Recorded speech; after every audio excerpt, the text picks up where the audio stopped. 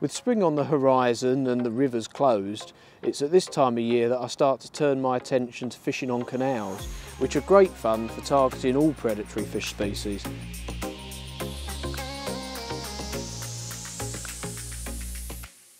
This is the first fish of the day that took a micro critter, hopped along the bottom, and hopefully, he calms down, hopefully we'll have a few more.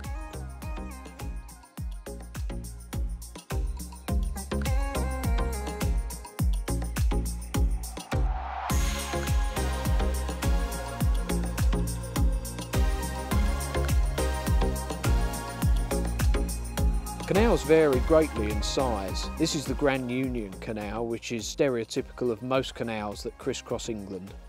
And when approaching a venue like this for the first time, you may look around and think to yourself, I can't really see that many features where fish might be holding. But actually, if you look around, there are tons of features. So just behind me here, I've got some moored barges, and these are places where fish can hide under. Further around the corner, there's a marina, which offers refuge for fish as well. In front of me here, you can't really see it in the shot at the moment, but there's a bridge as well, which also provides cover. And then one of the biggest features, not to be missed out, are the margins. So these can often be very deep, and as the bottom of a canal can often be quite uniform, fish will often tuck themselves up along the margins. So they're great places to try, and I can talk a little bit more about that later.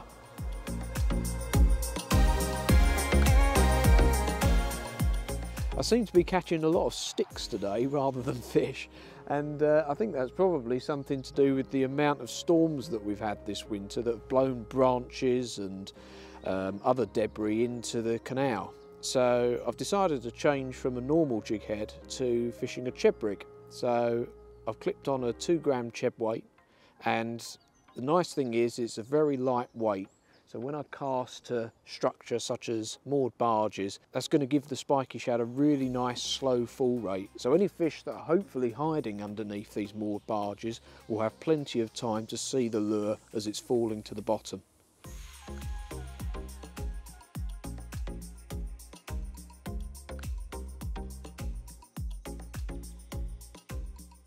Well, the fishing's been pretty difficult today, and the bites that I have had have been very few and far between.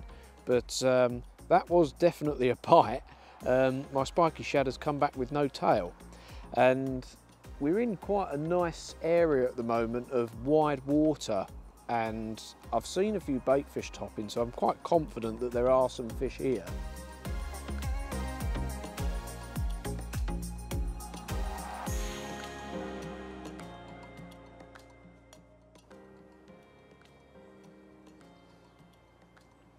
Yep, here we go.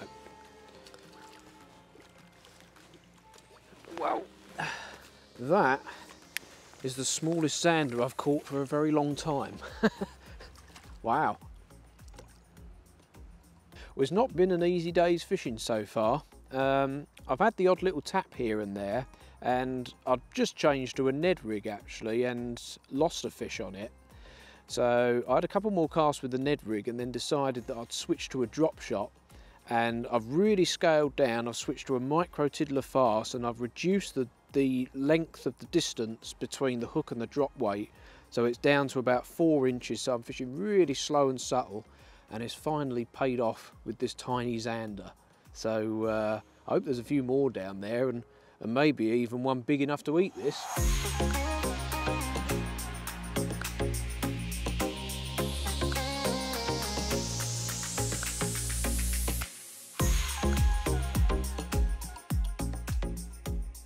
It's clear that the fish aren't really up for a chase today, and in these kinds of situations it's very hard to beat a drop shot rig. I've actually brought 2 drop shot rods along with me today, both models from the Prism X range. This is the slightly longer rod, which is 7'10" or 2'40", and I'm using a larger soft bait on this. So I've tied up a size 2 hook on this drop shot rig, and I'm predominantly fishing a slick finesse on here. So this is the smallest size, it's 9 centimetres, and it's a great soft bait for drop shotting, and the reason for that is because of the split tail and the soft body.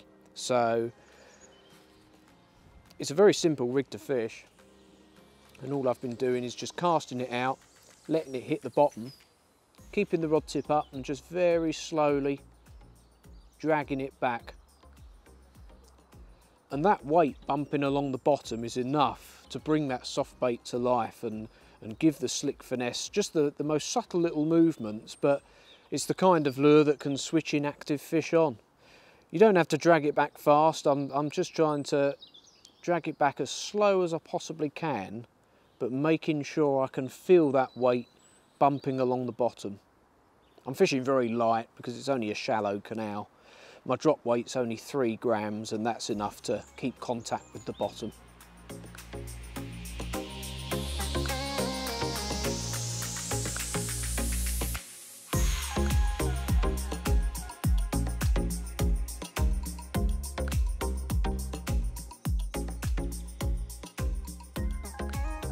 The second drop shot rod I have, which is the shorter rod in the Prism X range, has got a lighter, smaller drop shot hook on it. So I've tied that up with a size 6 hook, and I'm fishing smaller soft baits such as the micro range.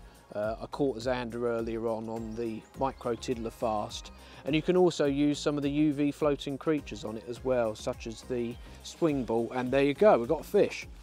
Oh, it's a perch. That's a nice fish.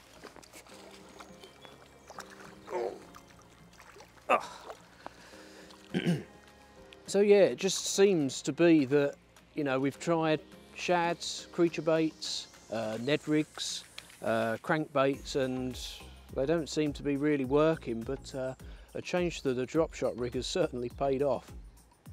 The rig's actually come out in the net, but it's a really plump perch. It's got a bit more weight to it than that Zander I caught earlier on. Lovely fish. I've just put that perch back, and I'm definitely going to have a few more casts there.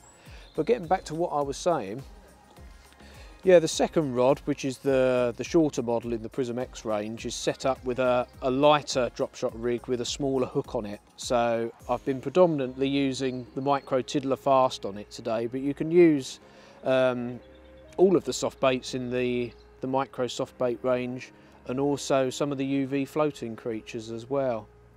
Obviously the micro tiddler fast and various other soft baits within the micro range have paddle tails or curl tails, or you even have the micro critter now as well, and they all have appendages, so you have to fish them a little bit faster to get those appendages moving, but sometimes fishing them on a drop shot rig can be just as effective.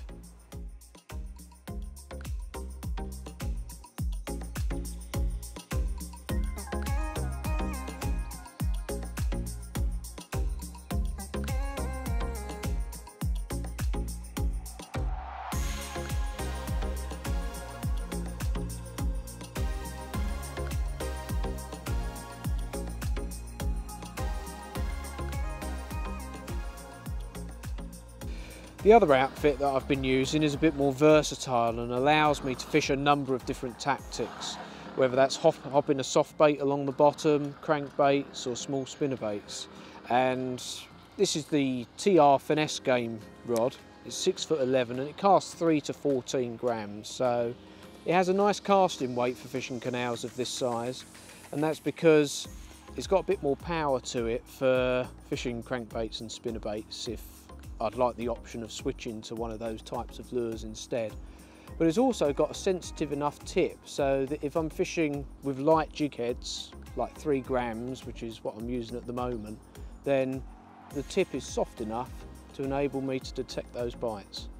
Paired with the rod is the new TR 1500 size reel, and it makes for a nice balanced outfit.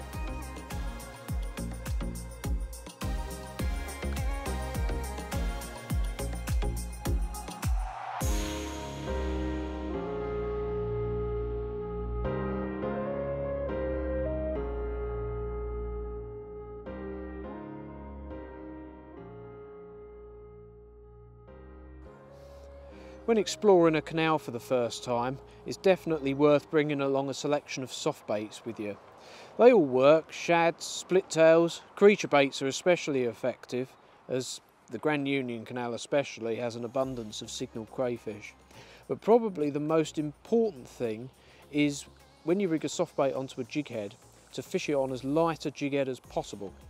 I rarely fish with jig heads above 3 grams on small canals like this because there's no current to fight against. So by fishing on a lighter jig head, you can allow the soft bait to sink slower, and also when a fish takes the lure, it's much easier for the fish to inhale it.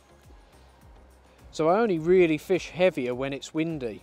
It has been quite breezy today, but at the moment I'm fishing with a 3 gram Ned head, and that's enough weight for me to actually be able to cast over to the other side and drag along the bottom and feel what I'm doing.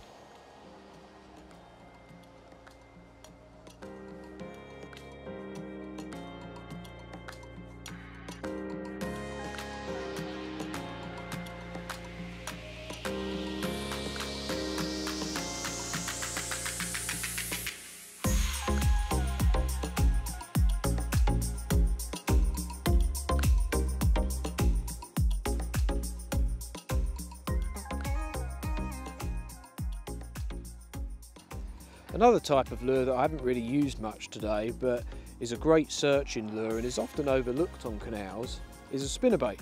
So I often like to use the smaller sizes in the Rage spinnerbait range. This is the 10 gram model, which is about as heavy as I go when fishing on a small canal like this. But it's a great searching lure, and the way I like to fish them is by casting out, letting them hit the bottom, and then I can just literally fish them back on a straight retrieve. The big skirt gives it a large profile. The flash of the blade gives off lots of vibration.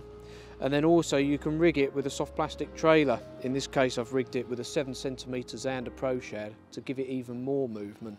And all in all it makes for a really effective lure, especially for pike and zander.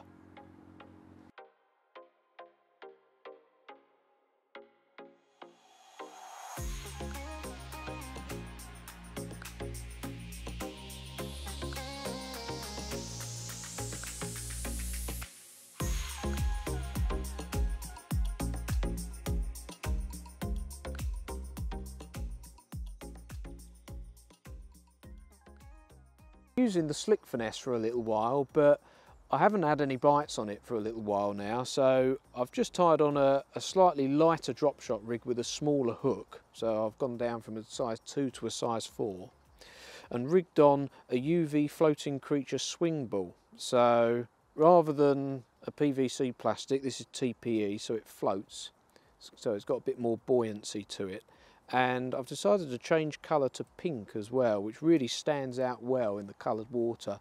So I'm going to give this a little go, hopefully by scaling down as well. That might help me get an extra bite, so we'll give it a go.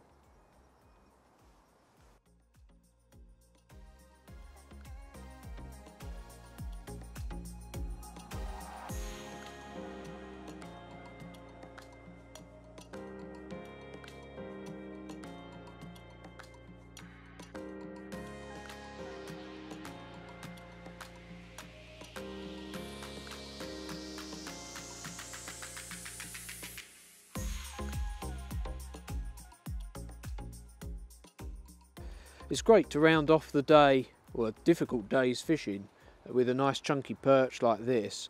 It definitely seems like drop shotting was the method today. I've caught a couple of nice perch and a zander on it, and this was my first trip on a canal this year, and now that the season's closed, I'm definitely going to be fitting a few more trips in on canals, and I'd highly recommend if you've got a canal near you to give it a go throughout the closed season, because they can offer some great sport and some nice fish like this.